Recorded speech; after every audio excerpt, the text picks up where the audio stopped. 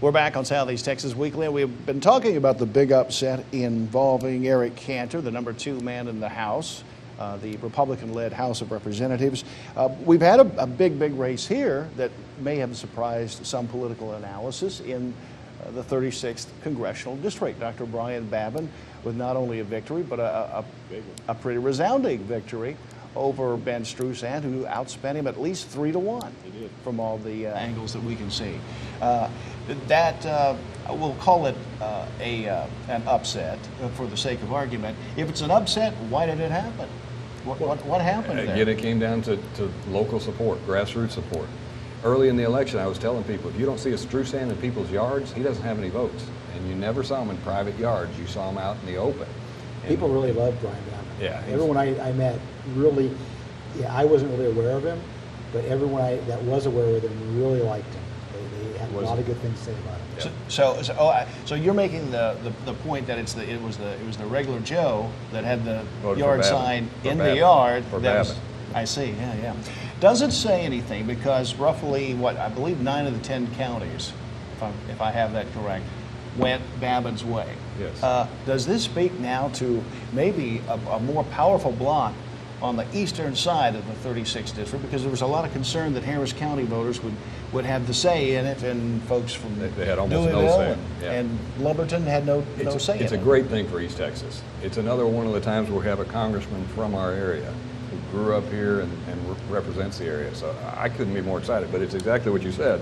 And I spent a lot of time with Brian at the convention last week. He knows his votes came from East Texas, and he's going to spend a lot of time here. And that's to make note. Michael Cole running as a Democrat in the CD 36 in the fall, and this is to make note of the primary victory by Dr. Brian Babin, resoundingly over Ben Strusand.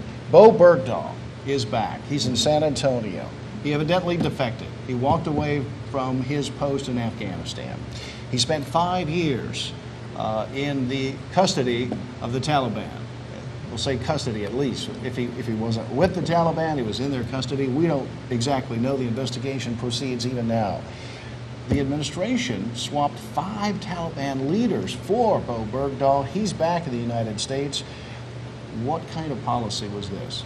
Well, I think I would say 2 things. One, we leave no man behind. And in fact, if he's a traitor, bring him home to try him here under the American military justice system. What about the matter of just forget that he's there? The White House does this all the time. In practical terms, the White House picks its battles.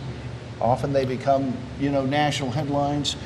What about you just, I understand the whole idea of no man left behind, but if you have compelling evidence that the man left behind is a traitor to his country, why don't we just forget the issue? Why aren't we bringing him home to try him under uniform code of military justice? And we're still searching for people in Korea and Vietnam. We are leaving no man behind. Yeah, and we're leaving a Marine in Mexico right now. And I hope we go get him and bring him back. That's a good point. How hard could that be? Yeah, we're leaving a Marine in Mexico because he took a wrong turn and ended up in Mexico with a lot of weapons in his vehicle. 2. I actually made a wrong turn and ended up in Mexico one time without a passport or a birth certificate. It was but that's off the record. Guns, no drugs. Fortunately, I was clean. we won't even go there. All right. Quickly, guys. Iraq set to become a hot spot, if not a full-on humanitarian crisis in a very short period of time.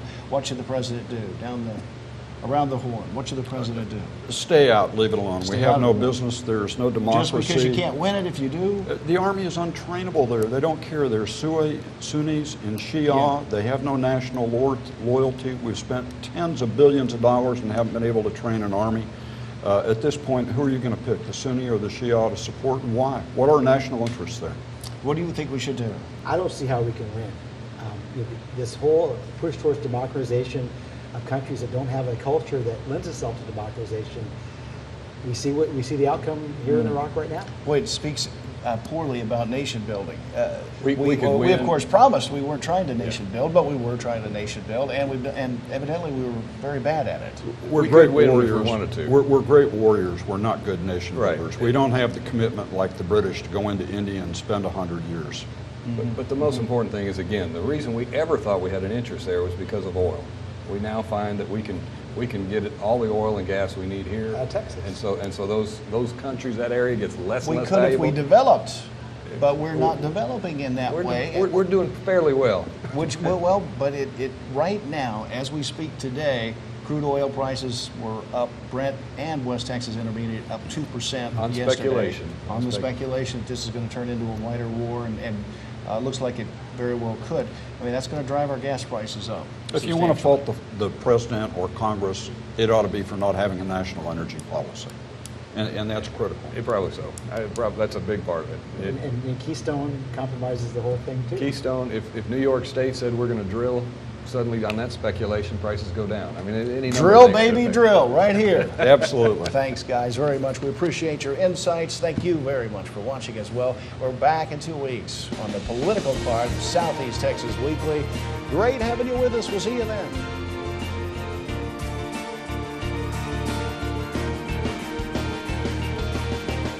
Southeast Texas Weekly, brought to you by the Modern Vein Surgery Institute at Privity Clinic for Surgical Care.